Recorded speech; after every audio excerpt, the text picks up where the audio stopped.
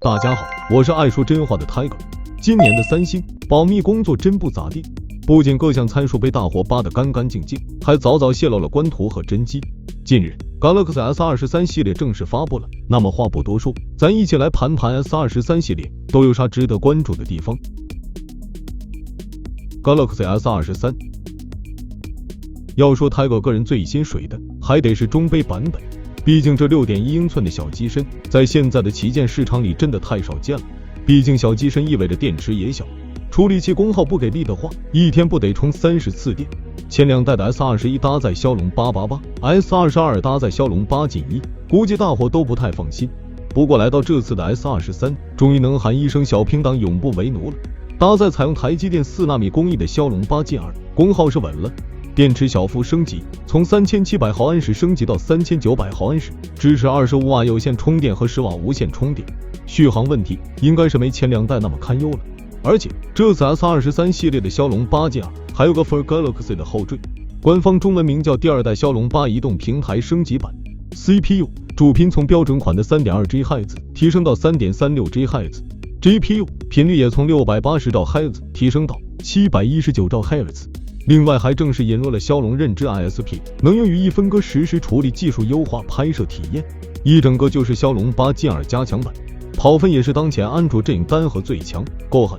当然这得看后续网友爱的游戏性能调校的怎样，如果不给力的话，就有点浪费这颗骁龙8 Gen 2升级版了。屏幕部分搭载的是 6.1 英寸 1080P 直屏，峰值亮度提升到1750尼特。另外支持自适应刷新率48到120赫兹，边框一如既往的控制的很棒，四边等窄的效果在线。全系采用铠甲铝边框，大猩猩玻璃 Victus 2，相比一般的手机会更抗造些。但还是那句，不妨手贱。后置的3颗摄像头竖向放置，去掉了影像模组设计，直接3颗镜头独立排布。乍一看还以为是红绿灯，分别是5000万主摄、1200万超广角、1000万长焦。前置镜头从1000万升级到1200万，针对暗光场景进行了优化，晚上拍照拍视频都能 hold 得住。加入重录照片功能，能通过算法对模糊的照片进行优化，提供优雾紫、优柔白、优远黑、优越绿4种配色，特别是这个绿色我蛮喜欢，高级感满满的。还有2个三星商城专属配色，鲜凝绿、远山灰。另外还有 IP68 防尘防水，仅168克重量，7.6毫米厚度等特性，都让这台小屏旗舰显得更全面。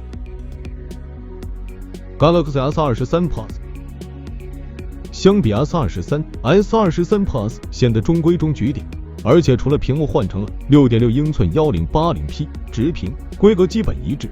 电池来到4700毫安时，有线充电功率提到45瓦，重量196克。其他参数都没很大变化，甚至连配色都和 S23 一毛一样，所以我也不多说啥了。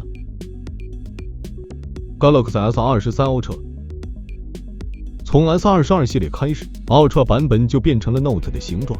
这次的 S23 Ultra 在外观上跟上代几乎没区别，当然镜头的大小和包边设计还是有那么点不同的，但你不放在一起看，感觉真的没差。处理器跟 S23 Plus 一样，也是骁龙8 Gen 2加强版。屏幕则是微曲面设计的 6.8 英寸 2K 屏，支持1750尼特峰值亮度和自适应刷新率1到120赫兹。内置5000毫安时电池，支持45瓦有线充电和10瓦无线充电。8.9毫米厚，234克重，比前代稍稍重了一丢丢。影像部分升级感知比较强，主摄变成了2亿像素的三星 HP2 传感器。另外还有1200万超广角、1000万3倍人像长焦、1000万10倍潜望式长焦，跟 S23 Plus 一样，夜景拍摄有提升。从效果来看 ，S23 超大杯的长焦依旧相当能打，但前置镜头从4000万变成1200万，缩水明显。配备经典的 S 派，传统不能丢。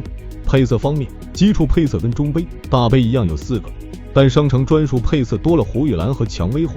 整体配置其实没啥太大变化，都是熟悉的三星味，尤其是佛系的充电速度，跟隔壁苹果能组个卧龙凤雏 CP。